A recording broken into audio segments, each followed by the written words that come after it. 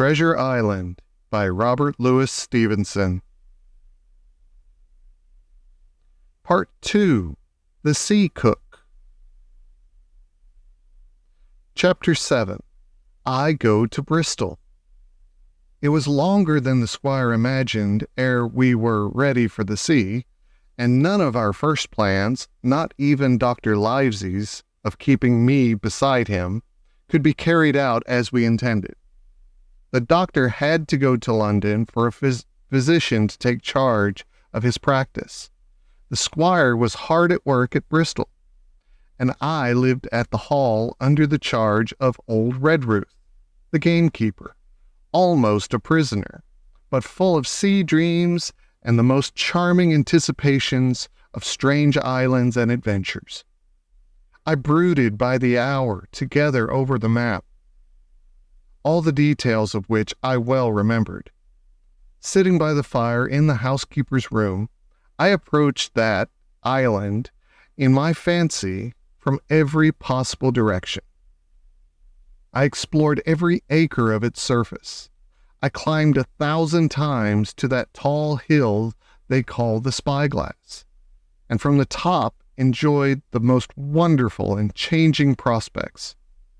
Sometimes the isle was thick with savages, with whom we fought, sometimes full of dangerous animals that hunted us.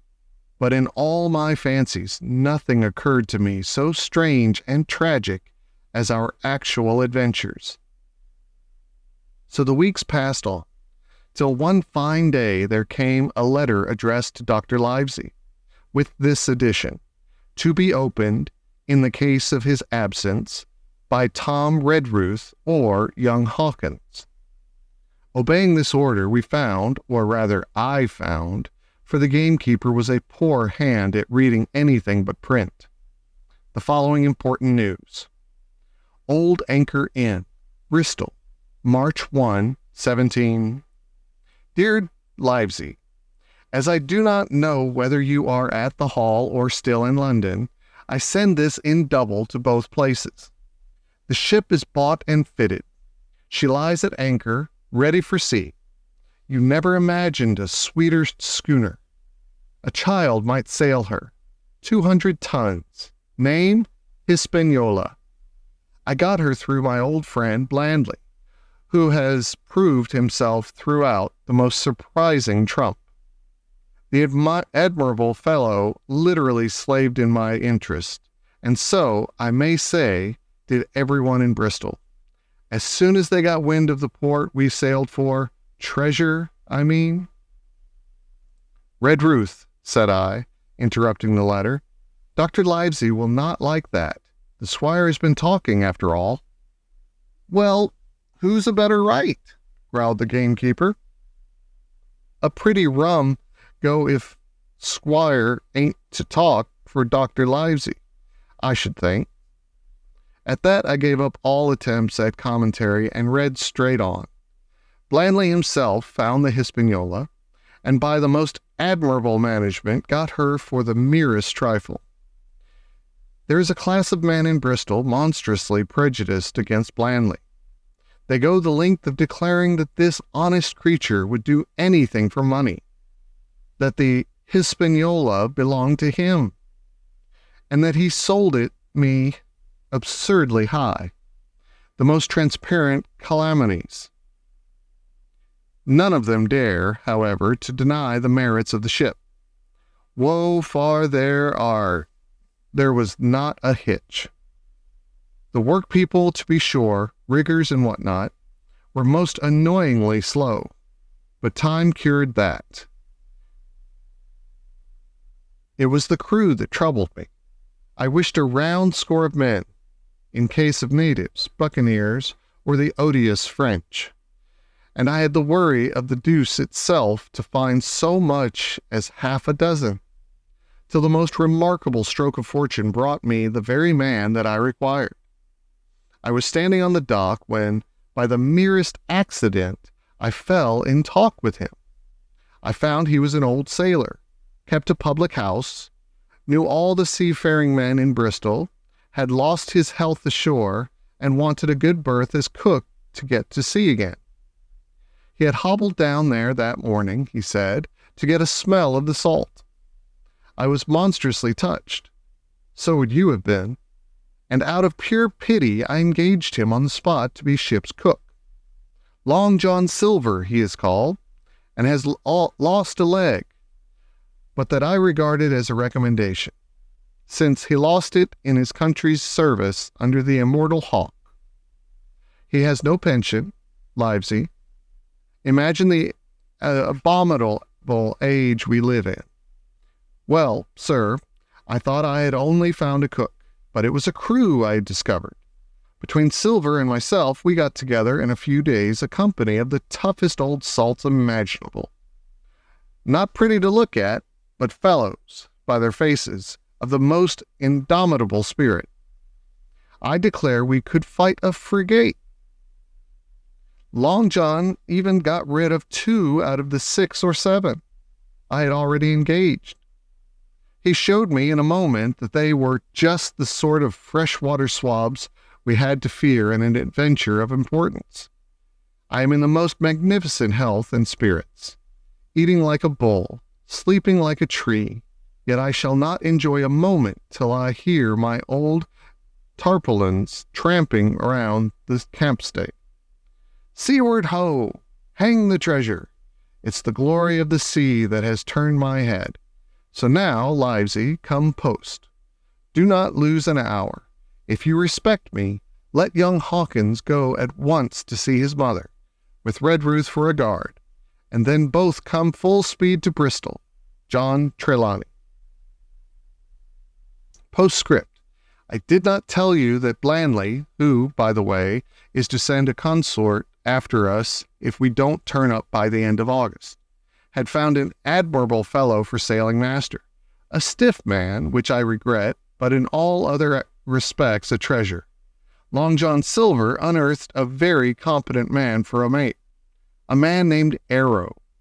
I have a boatswain who pipes, Livesey, so things shall go man-o'-war fashion on board the good ship Hispaniola. I forgot to tell you that Silver is a man of substance. I know of my own knowledge that he has a banker's account, which has never been overdrawn.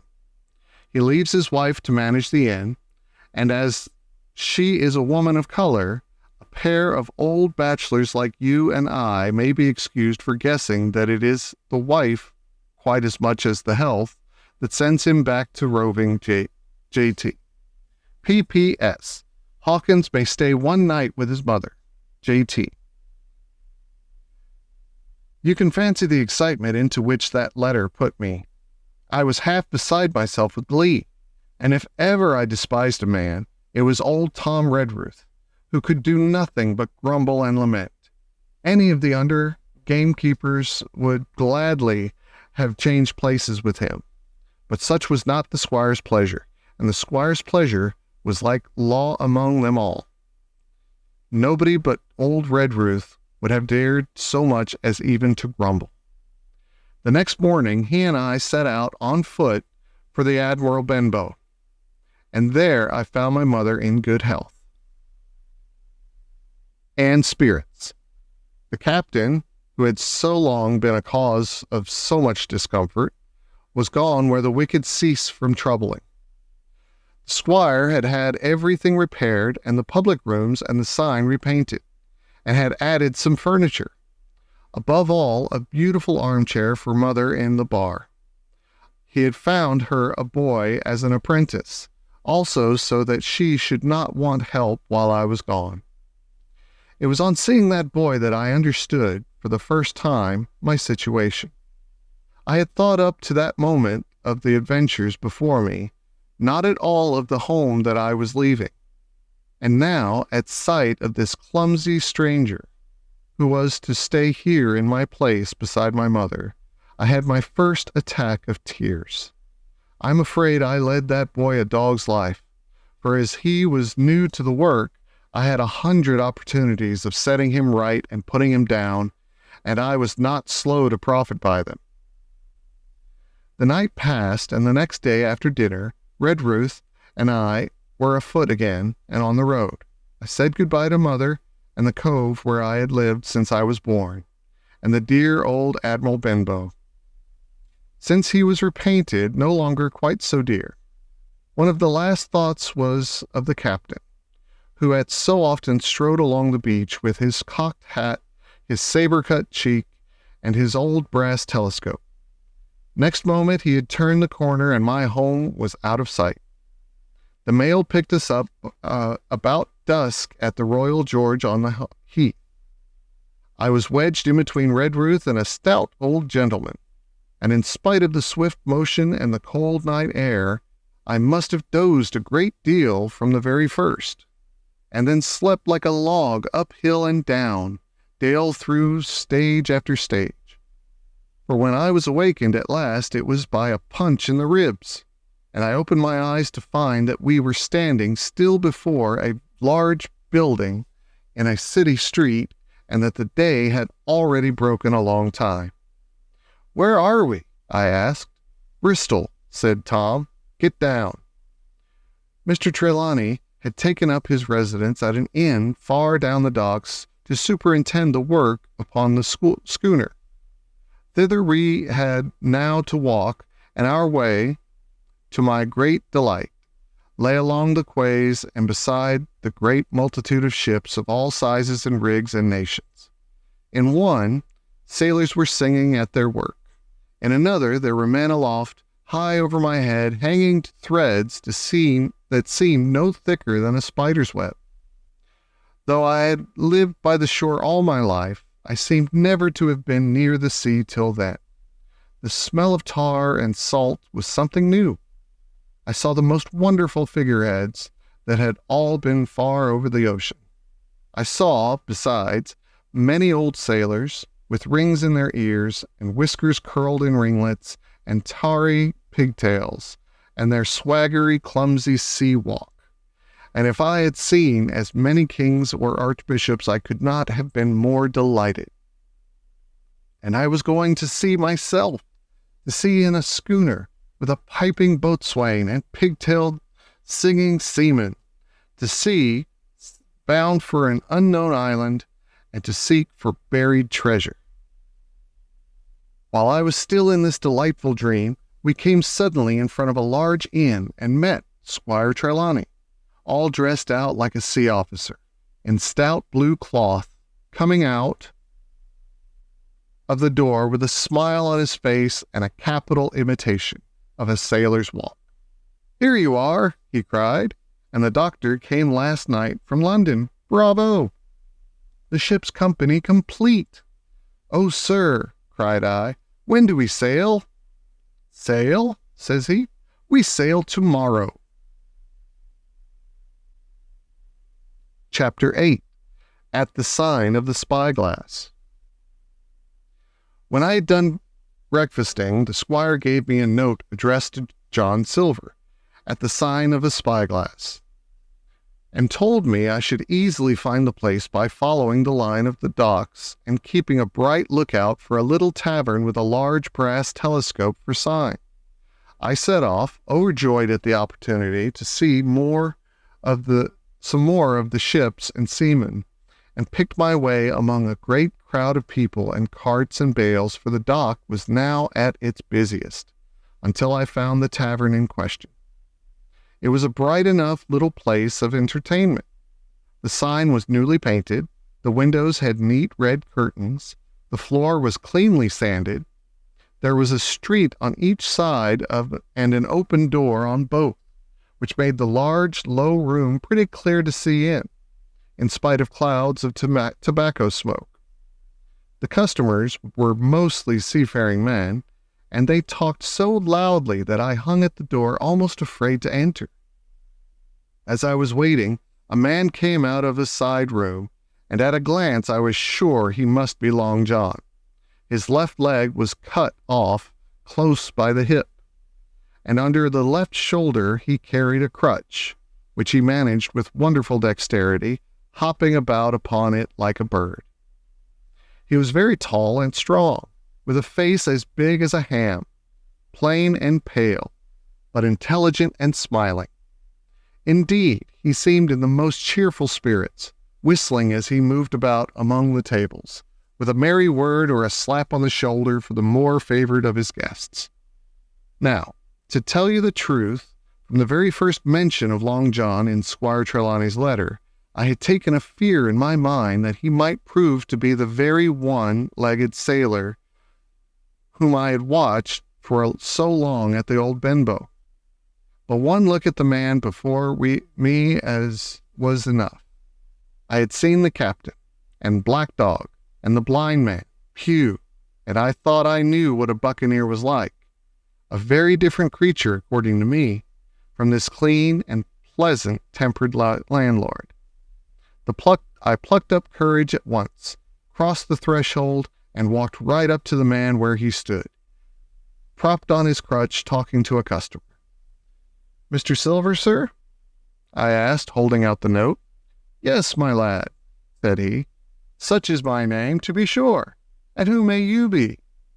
And then, as he saw the squire's letter, he seemed to me to give something almost like a start. "Oh," said he, quite loud, and offering his hand. "I see. You are our new cabin boy. Pleased I am to see you." And he took my hand in his large, firm grasp. Just then, one of the customers at the far side rose suddenly and made for the door. It was close by him, and he was out in the street in a moment. But his hurry had attracted my notice, and I recognized him at a glance. It was the tallow-faced man, wanting 2 fingers, who had come first to the Admiral Benbow. "Oh," I cried, "stop him! It's Black Dog!" "I don't care 2 coppers who he is," cried Silver, "but he hasn't paid his score. Harry, run and catch him." One of the others, who was nearest the door, leaped up and started in pursuit. If he were Admiral Hawke, he shall pay his score," cried Silver. And then, relinquishing my hand, "Who did you say he was?" he asked. "Black what?" "Dog, sir," said I. "Has Mr. Trelawney not told you of the buccaneers? He was one of them." "So?" cried Silver. "In my house? Ben, run and help Harry. One of those swabs, was he? Was that you drinking with him, Morgan? Step up here." The man whom he called Morgan, an old gray-haired, mahogany-faced sailor, came forward, pretty sheepishly, rolling his quid. "Now, Morgan," said Long John very sternly, "you never clapped your eyes on that black dog before, did you, now?" "Not I, sir," said Morgan with a salute. "You didn't know his name, did you?" "No, sir." "By the powers, Tom Morgan, it's as good for you," exclaimed the landlord. "If you had been mixed up with the like of that, you would never have put another foot in my house. You may lay to that. And what was he saying to you?" "I don't rightly know, sir," answered Morgan. "Do you call that a head on your shoulders, or a blessed dead eye?" cried Long John. "Don't rightly know, don't you? Perhaps you don't happen to rightly know who you was speaking to, perhaps. Come now, what was he jawing? Voyages, captains, ships? Pipe up, what was it?" "We was a-talking of Neil Holland," answered Morgan. "Neil Holland, was you? And a mighty suitable thing, too. You may lay to that. Get back to your place for a lover, Tom." And then, as Morgan rolled back to his seat, Silver added to me in a confidential whisper that was very flattering, as I thought, "He's quite an honest man, Tom Morgan, only stupid. And now," he ran on again aloud, "let's see, Black Dog? No, I don't know the name, not I. Yet I kind of think I've seen the swab. He used to come here with a blind beggar, he used." "That he did, you may be sure," said I. "I knew that blind man, too. His name was Pew." "It was," cried Silver, now quite excited. "Pew! That were his name for certain." "Ah, he looked a shark, he did. If we run down this Black Dog now, there'll be news for Captain Trelawney. Ben's a good runner. Few seamen run better than Ben. He should run him down, hand over hand, by the powers. He talked to Neil Holland, did he? I'll Neil Hall him. All the time he was jerking out these phrases. He was stumping up and down the tavern on his crutch, slapping tables with his hands, and giving such a show of excitement as would have convinced Old Bailey judge or a Bow Street runner. My suspicions had been thoroughly reawakened on finding Black Dog at the spyglass, and I watched the cook narrowly, but he was too deep and too ready and too clever for me, and by the time the two men had come back out of breath and confessed that they had lost track in a crowd and been scolded like thieves, I would have gone bail for the innocence of Long John Silver. "See here now, Hawkins," said he, "here's a blessed hard thing on a man like me. Now, ain't it? There's Captain Trelawney. What's he to think? Here I have this confounded son of a Dutchman sitting in my own house drinking of my own rum. Here you comes and tells me of it plain. And here I let him give us all the slip before my blessed deadlights. Now, Hawkins, you do me justice with the captain. You're a lad, you are, but you're as smart as paint. I see that when you first come in.